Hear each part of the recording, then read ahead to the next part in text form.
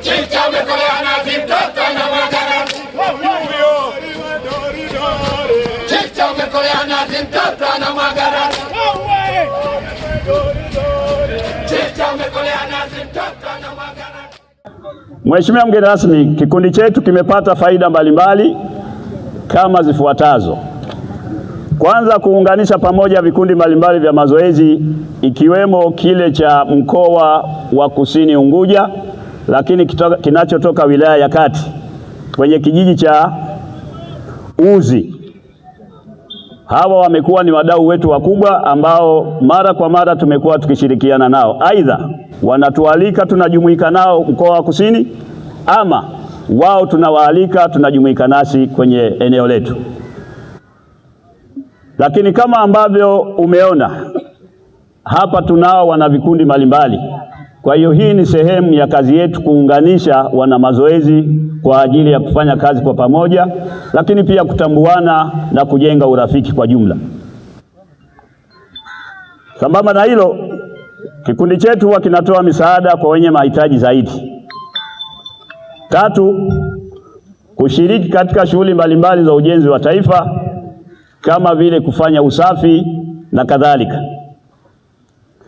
4, kutoa elimu kwa jamii, hususan mambo mbalimbali yanayotuzunguka ikiwemo usalama wa raia pamoja na elimu ya kujikinga na maradhi yasiyoambukiza. 5, kuwakaribisha wataalamu wa afya kwa kutoa elimu juu ya umuhimu wa ufanyaji wa mazoezi. 6, kutoa elimu juu ya malezi bora kwa watoto wetu na kupinga unyanyasaji wa aina yoyote. Natambua kwamba siku zetu ni Jumamosi na Jumapili.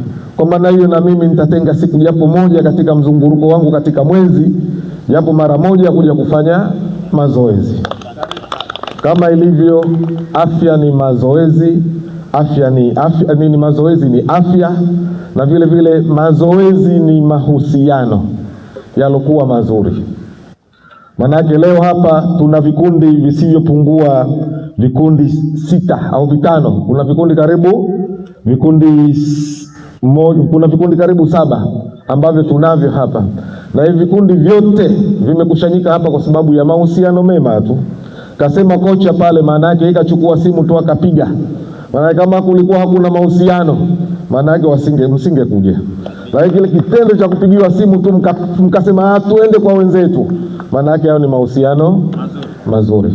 Kwa hivyo mazoezi yetu haya yanajenga upendo mkubwa sana, na upendo huu tujenge ndani ya nchi yetu kwa kadri ambavyo ilivyo, na vile vile mazoezi yetu haya huwa tunayajenga mahusiano mema pamoja na hata jirani zetu wa Tanzania bara. Na ndio maana ile kwamba kila ifikapo tarehe 1 mwezi wa kwanza huwa tunakuwa na tamasha kubwa linalojumuisha wana mazoezi wa pande zote za Tanzania. Maana yake nitasema pande zote za Tanzania. Wana mazoezi wanaotokea Unguja, wana mazoezi wa Pemba, wana mazoezi wanaotokea Tanzania bara.